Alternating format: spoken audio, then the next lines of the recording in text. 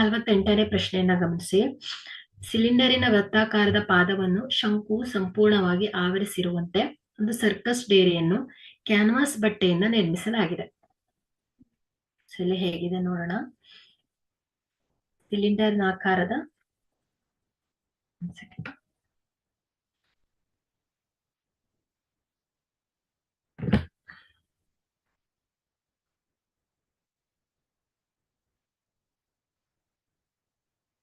ಸಿಲಿಂಡರಿನ ಆಕಾರದ ಒಂದು ವೃತ್ತಾಕಾರದ ಪಾದವನ್ನು ಶಂಕು ಸಂಪೂರ್ಣವಾಗಿ ಆವರಿಸಿರುವಂತೆ ಒಂದು ಸರ್ಕಸ್ ಡೇರಿಯನ್ನು ಕ್ಯಾನ್ವಾಸ್ ಬಟ್ಟೆಯಿಂದ ಮುಚ್ಚಿದರಂತೆ. ಸೊ ಸಿಲಿಂಡರಿನ ಎತ್ತರ ಮತ್ತು ವ್ಯಾಸಗಳು ಕ್ರಮವಾಗಿ, ಸಿಲಿಂಡರಿನ ಎತ್ತರ ಎಷ್ಟಿದೆ? 5. ಸಿಲಿಂಡರ್ನ ಎತ್ತರ ಮತ್ತು ವ್ಯಾಸಗಳು ಕ್ರಮವಾಗಿ 5 ಮತ್ತು 126. ಸಿಲಿಂಡರಿನ ಎತ್ತರ ಎಷ್ಟಿದೆ? 5 ಸೆಂಟಿಮೀಟರ್. ಅದೇ ರೀತಿ ಇದರ ವ್ಯಾಸ, ಸಿಲಿಂಡರಿನ ವ್ಯಾಸ ಎಷ್ಟಿದೆ? 126 ಆಗಿದ್ದು, ಡೇರೆಯ ಒಟ್ಟು ಎತ್ತರ 21 ಮೀಟರ್. ಡೇರೆಯ ಒಟ್ಟು ಎತ್ತರ, ಸೊ ಈ ಒಂದು ತುದಿಯಿಂದ ಸಿಲಿಂಡರಿನ ಪಾದದವರೆಗೂ ಎಷ್ಟಿದೆ? 21 ಮೀಟರ್. ಆದರೆ ಈ ಒಂದು ಡೇರೆಯ ನಿರ್ಮಿಸಲು ಬೇಕಾದ ಕ್ಯಾನ್ವಾಸ್ ಬಟ್ಟೆಯ ವಿಸ್ತೀರ್ಣವನ್ನ ಕಂಡುಹಿಡಿಯಿರಿ. ಈ ಒಂದು ಪ್ರಶ್ನೆಯ ಪ್ರಕಾರ ಡೇರೆಯು ಸಿಲಿಂಡರ್ ಮತ್ತು ಶಂಕುವಿನ ಸಂಯೋಜನೆಯಿಂದ ಆಗಿದೆ. ಹಾಗಾದ್ರೆ ನಾವಿಲ್ಲಿ ಕೊಟ್ಟಿರುವ ಅಂಶಗಳನ್ನ ಬರ್ಕೊಳ್ತಾ ಹೋದ್ರೆ ಸಿಲಿಂಡರಿನ ಎತ್ತರ ಏನಾಗತ್ತೆ? ಸಿಲಿಂಡರಿನ ಎತ್ತರ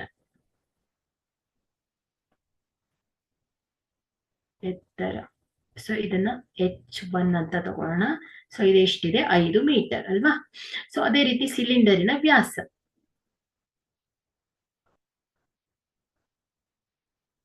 ಸಿಲಿಂಡರ್ನ ವ್ಯಾಸ ಎಷ್ಟಿದೆ? 126 ಸೆಂಟಿಮೀಟರ್ ಇದೆ. ಸೊ ಇಲ್ಲಿ ಸಿಲಿಂಡರ್ನ ವ್ಯಾಸ 126 ಆದ್ರೆ ಇದರ ತ್ರಿಜ್ಯ ಏನಾಗತ್ತೆ? ಡಿ ಬರಬರಿ 126 ಭಾಗಿಲೆ 2 ಅಲ್ವಾ? ಸೊ ಇದೇನಾಗತ್ತೆ? 2 1 2, 2 6 12, 2 3 6. ಸೊ ಹಾಗಾದ್ರೆ ಇಲ್ಲಿ ಈ ಒಂದು ಸಿಲಿಂಡರಿನ ತ್ರಿಜ್ಯ ಎಷ್ಟು ಬರ್ತಾ ಇದೆ ನಮ್ಗೆ? 63 ಮೀಟರ್ ಬರ್ತಾ ಇದೆ. ಸೊ ಅದೇ ರೀತಿ ಇಲ್ಲಿ ಸಿಲಿಂಡರಿನ ತ್ರಿಜ್ಯ ಗೊತ್ತಾಯ್ತು. ಹಾಗಾದ್ರೆ ನಮ್ಗೆ ಡೇರೆಯ ಒಟ್ಟು ಎತ್ತರ, ಸೊ ಇಲ್ಲಿ ಏನ್ ಕೊಟ್ಟಿದ್ದಾರೆ ಅವರು? ಡೇರೆಯ ಒಟ್ಟು ಎತ್ತರವನ್ನ ಕೊಟ್ಟಿದ್ದಾರೆ. ಡೇರೆಯ ಒಟ್ಟು ಎತ್ತರ ಎಷ್ಟಿದೆ? ಡೇರೆಯ ಒಟ್ಟು ಎತ್ತರ ಎಷ್ಟಿದೆ? 21 ಮೀಟರ್ ಇದೆ. 21 ಮೀಟರ್ ಇದೆ. ಹಾಗಾದ್ರೆ ಶಂಕುವಿನ ಎತ್ತರ ಬೇಕಲ್ವಾ ನಮ್ಗೆ? ಸೊ ಇಲ್ಲಿ ಡೇರೆಯ ಒಟ್ಟು ಎತ್ತರದಲ್ಲಿ ನಾವೇನ್ ಮಾಡೋಣ? ಸಿಲಿಂಡರ್ ಎತ್ತರವನ್ನ ಮೈನಸ್ ಮಾಡಿದಾಗ ನಮ್ಗೆ ಏನ್ ಸಿಗತ್ತೆ? ಶಂಕುವಿನ ಎತ್ತರ ಸಿಗತ್ತೆ ಅಲ್ವಾ? ಹಾಗಾದ್ರೆ ಶಂಕುವಿನ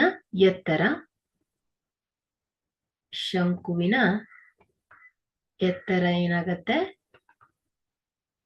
ಸೊ ಈ ಡೇರೆಯ ಎತ್ತರವನ್ನ ಕ್ಯಾಪಿಟಲ್ H ಅಂತ ಗುರುತಿಸ್ಕೊಳ್ತೇನೆ. ಸೊ ಈ ಒಂದು H ಶಂಕುವಿನ ಎತ್ತರದಲ್ಲಿ, ಡೇರೆಯ ಒಟ್ಟು ಎತ್ತರದಲ್ಲಿ ಸಿಲಿಂಡರ್ನ ಎತ್ತರವನ್ನ ಕಳೆದಾಗ ನಮ್ಗೆ ಏನ್ ಸಿಗತ್ತೆ? ಶಂಕುವಿನ ಎತ್ತರ ಸಿಗತ್ತೆ. ಹಾಗಾದ್ರೆ ಇದೇನಾಯ್ತು? 21 ಮೈನಸ್ 5 ಮೀಟರ್. ಇದೆಷ್ಟು ಬರುತ್ತೆ? 16 ಮೀಟರ್. ಹಾಗಾದ್ರೆ ಈ ಒಂದು ಶಂಕುವಿನ ಎತ್ತರ ಎಷ್ಟು ಬರ್ತಾ ಇದೆ ನಮ್ಗೆ? ಶಂಕುವಿನ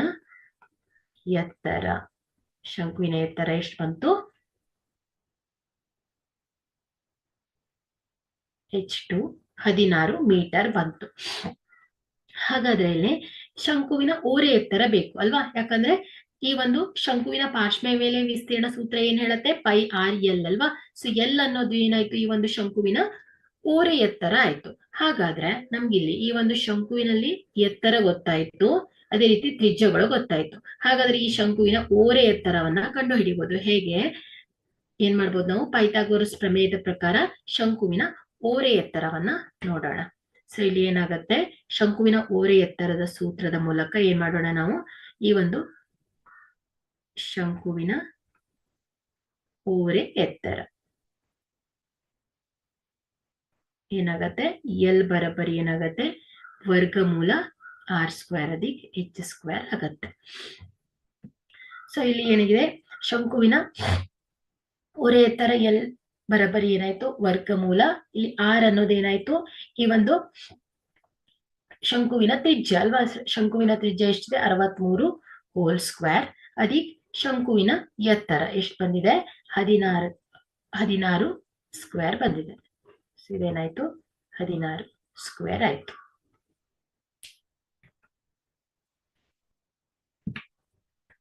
ಸೊ ಇದೇನಾಗುತ್ತೆ 63 ಹೋಲ್ ಸ್ಕ್ವೇರ್ ಅಲ್ವಾ.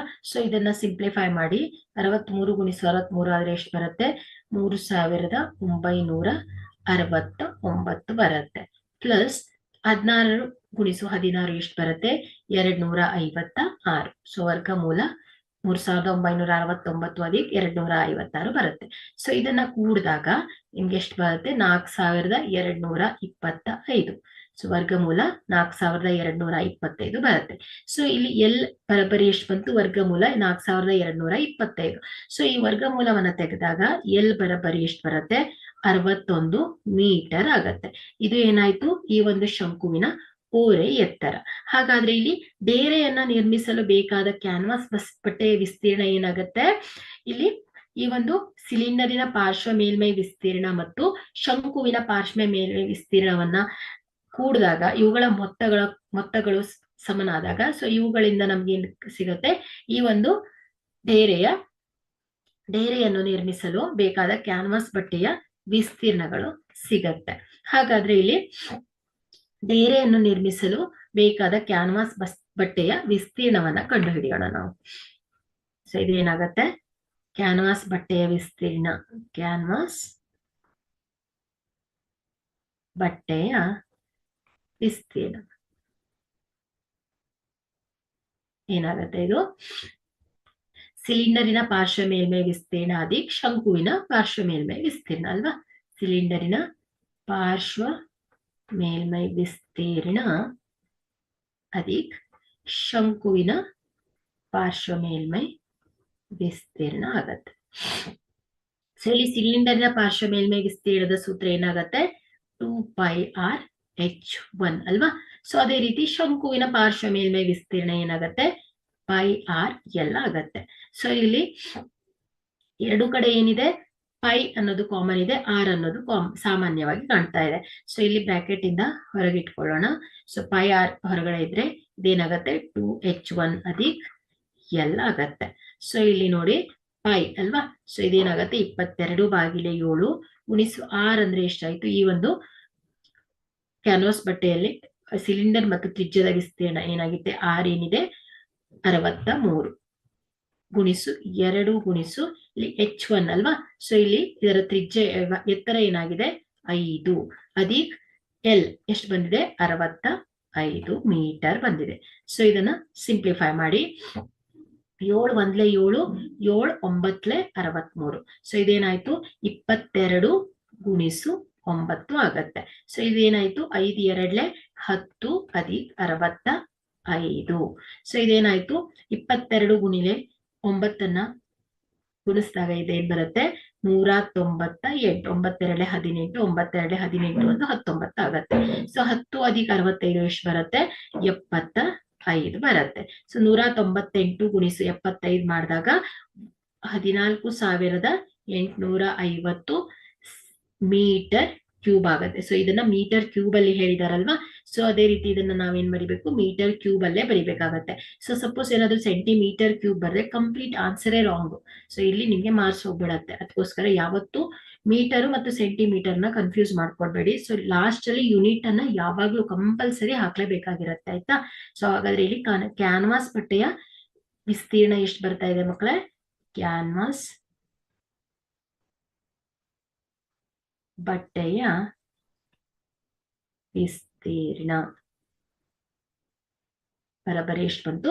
14,850 ಮೀಟರ್ ಕ್ಯೂಬ್ ಆಗತ್ತೆ. ಸೊ ಇದೇನಾಯ್ತು? ಇಲ್ಲಿ ತನಕ ಏನ್ ಮಾಡ್ತೀವಿ ನಾವು? ಈ ಒಂದು 3 ಅಂಕದ ಪ್ರಶ್ನೆಗಳನ್ನ ನೋಡಿದ್ವಿ ಅಲ್ವಾ. ಸೊ ಈಗ ನಾವೇನ್ ಮಾಡೋಣ? ನೆಕ್ಸ್ಟ್ ಕ್ಲಾಸ್ ಅಲ್ಲಿ ಇದಕ್ಕೆ ಸಂಬಂಧಪಟ್ಟಂತ 5 ಅಂಕದ ಪ್ರಶ್ನೆಗಳನ್ನ 4 ಅಂಕದ ಪ್ರಶ್ನೆಗಳನ್ನ ನೋಡೋಣ. ಇವತ್ತಿನ ಕ್ಲಾಸ್ ಅನ್ನ ಇಲ್ಲಿಗೆ ಮುಗಿಸ್ತೇನೆ. So once again thank you all.